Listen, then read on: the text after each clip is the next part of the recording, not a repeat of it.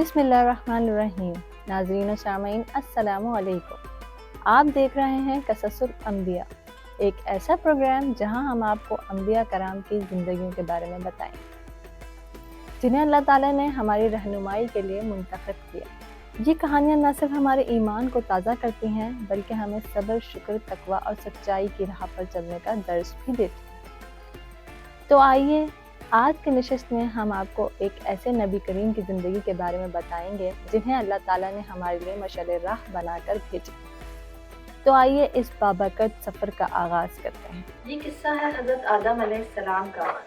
اللہ نے مٹی سے حضرت آدم علیہ السلام کو بنایا۔ یہ مٹی دنیا کے مختلف علاقوں سے لی گئی، اسی لیے انسانوں میں مختلف مزاج اور رنگ کے لوگ پائے جاتے ہیں۔ جب اللہ تعالیٰ نے حضرت آدم علیہ السلام میں روح پھونکی تو ان کی آنکھیں کھل گئیں، ان کے ہاتھ ہلنے لگے اور وہ زندہ ہو گئے۔ جو چیز پہلی حضرت آدم علیہ السلام نے دیکھی وہ جنت تھی۔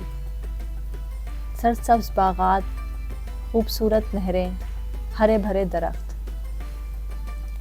اللہ تعالیٰ نے حضرت آدم علیہ السلام کو علم سکھایا اور تمام چیزوں کے نام سکھائے، اور جب یہ نام فرشتوں سے پوچھے گئے تو فرشتوں نے کہا، یا اللہ، ہمیں صرف اتنا ہی علم ہے جتنا تو نے ہمیں عطا کیا ہے۔ اللہ نے آدم علیہ السلام کی فضیلت سے یہ ثابت کیا کہ انسان ہے علم سیکھنے والا، سمجھنے والا اور صلاحیت رکھنے والا ہے۔ پھر اللہ تعالیٰ نے فرشتوں کو حکم دیا کہ حضرت آدم علیہ السلام کو سجدہ کریں۔ تمام فرشتوں نے سجدہ کیا مگر ابلیس نے سجدہ کرنے سے انکار کر دیا اور اس نے تکبر سے کہا، میں مٹی سے بنے ہوئے انسان کو کیوں سجدہ کروں جبکہ میں تو آگ سے بنایا گیا ہوں۔ اللہ تعالیٰ نے ارشاد فرمایا، جا تو میری رحمت سے محروم ہوا، تجھ پر میری لعنت ہے۔ ابلیس غصے سے بھر آیا، اے اللہ، مجھے قیامت تک کی مہلت دے، میں تیرے بندوں کو بہکاتا رہوں گا، انہیں صراط مستقیم سے ہٹاتا رہوں گا۔ اللہ نے فرمایا، تجھے مہلت دی گئی مگر تو میرے نیک بندوں کو کبھی صراط مستقیم سے ہٹا نہیں سکے گا، نہ ہی تو ان کو بہکا سکے گا، تیرا ان پر کوئی اثر نہیں ہوگا۔ حضرت آدم علیہ السلام جنت میں اکیلے رہتے تھے لیکن وہ تنہا محسوس کرتے تھے۔ اللہ تعالیٰ نے ان کے آرام اور سکون کے لیے ان کی ساتھی حضرت حوا علیہ السلام کو پیدا کیا، جو کہ ان کی پسلی سے پیدا کی گئیں۔ جب حضرت آدم علیہ السلام نے حضرت حوا کو دیکھا تو کہا، تم کون ہو؟ حوا علیہ السلام مسکرا کر کہنے لگی، میں ایک عورت ہوں، اللہ نے مجھے تمہارا ساتھی بنا کر بھیجا ہے۔ اب آدم علیہ السلام اور حوا علیہ السلام جنت میں رہنے لگے۔ ان کے لیے تمام نعمتیں تھیں سوائے ایک پھل کے جسے اللہ تعالیٰ نے منع فرمایا، اس درخت کے قریب نہ جانا، نہ ہی اس کا پھل کھانا۔ ابلیس جو شیطان بن چکا تھا، حضرت آدم علیہ السلام اور حوا علیہ السلام سے انتقام لینے کا سوچ چکا تھا۔ وہ ان کے پاس گیا اور ان سے میٹھی میٹھی باتیں کرنے لگا۔ کیا تم چاہتے ہو کہ تمہیں جنت میں رہنے کی طاقت مل جائے؟ کیا تم چاہتے ہو کہ تم امر ہو جاؤ؟ پہلے حضرت آدم علیہ السلام اور حوا علیہ السلام نے انکار کر دیا مگر ابلیس ان کے دل میں وسوسے ڈالنے لگا، بار بار بہکاتا رہا۔ ایک دن جب حضرت آدم علیہ السلام اور حضرت حوا علیہ السلام اس درخت کے قریب بیٹھے تھے تو ابلیس وہاں آ گیا اور اس نے کہا، تمہیں پتہ ہے اس درخت کا پھل کھانے سے کیوں انکار کیا گیا ہے؟ تاکہ تم فرشتوں میں سے نہ ہو جاؤ۔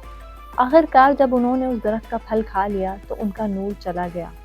ان کو محسوس ہوا جیسے وہ بے لباس ہو گئے ہیں اور وہ اپنے جسم کو جنت کے درخت کے پتوں سے ڈھکنے لگے۔ تبھی اللہ نے ارشاد فرمایا، کیا تمہیں نہیں بتایا تھا کہ شیطان تمہارا دوست نہیں ہے؟ حضرت آدم علیہ السلام حضرت حوا علیہ السلام نے گھبرا کر کہا، یا اللہ، ہم سے غلطی ہو گئی، اگر تو ہمیں معاف نہیں کرے گا تو ہم کہاں جائیں گے؟ ہم تباہ ہو جائیں گے۔ اللہ تعالیٰ نے ان کی توبہ قبول کر لی مگر انہیں جنت سے نکال دیا اور زمین پر بھیج دیا۔ حضرت آدم علیہ السلام کو ہندوستان کی زمین پر بھیجا گیا جبکہ حضرت حوا علیہ السلام کو جدہ میں۔ یہ دونوں الگ الگ رہنے لگے اور سالوں سے ایک دوسرے سے قطع تعلق رہے۔ حضرت آدم علیہ السلام عرفات کے پہاڑوں پر جا کر دعا کرتے تھے، یا اللہ، ہمیں معاف فرما، ہمیں پھر سے اپنی رحمت میں شامل کر دے۔ اللہ نے ان کی دعا قبول کر لی۔ حضرت آدم علیہ السلام حضرت حوا علیہ السلام ایک دوسرے سے مل گئے اور وہ زمین پر رہنے لگے۔ انہوں نے زمین پر ایک نئے سفر کا آغاز کیا۔ حضرت آدم علیہ السلام کو زمین کا پہلا نبی قرار دے دیا گیا۔ وہ انسانوں کو सिखाने लगे कि अल्लाह की इबादत करो, हलाल काम करो, हराम से बचो और शैतान तुम्हारा दोस्त नहीं है, दुश्मन है। मगर एक सबक इंसानियत के लिए छोड़ दिया कि शैतान इंसान को बहकाने की हर दम कोशिश करेगा। सिर्फ वही लोग कामयाब होंगे जो उसके बहकावे में नहीं आएंगे और हिदायत के रास्ते पर चलेंगे और अल्लाह की इबादत कायम करेंगे। हज़रत आदम अलैहिस्सलाम के 2 बेटे थे, हाबील और काबील। हाबील एक नेक दिल, सच्चा और मुत्तकी इंसान था, जबकि काबील हसद करने वाला जालिम शख्स था। उस ज़माने में कुर्बानी कबूल होने की एक सबसे बड़ी निशानी ये थी कि आसमान से बिजली आती थी और जिसकी कुर्बानी पर गिरती थी उसकी कुर्बानी कबूल हो जाती। हाबील खेती बाड़ी करता था और काबील मवेशी चराता था। काबील के पास बहुत सी तादाद में मवेशी मौजूद थे। हाबील ने बहुत अच्छा माल निकाल के अल्लाह की राह में कुर्बानी पेश की, जबकि काबील ने एक बहुत ही कमज़ोर जानवर की कुर्बानी पेश की। हाबील की कुर्बानी कबूल हो गई। काबील ने हसद में आकर अपने भाई हाबील का कत्ल कर दिया।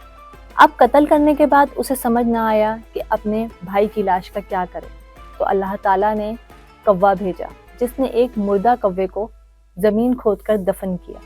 तो उसने अपने भाई की लाश को ज़मीन खोदकर दफन कर दिया। इस कहानी से हमें ये सबक मिलता है कि हसद और गुस्सा बहुत ही ख़तरनाक होते हैं और हमें हमेशा नेकी और परहेज़गारी इख्तियार करनी चाहिए। अल्लाह सिर्फ नेक नियत और सच्चाई के साथ दी हुई इबादत कबूल करता है।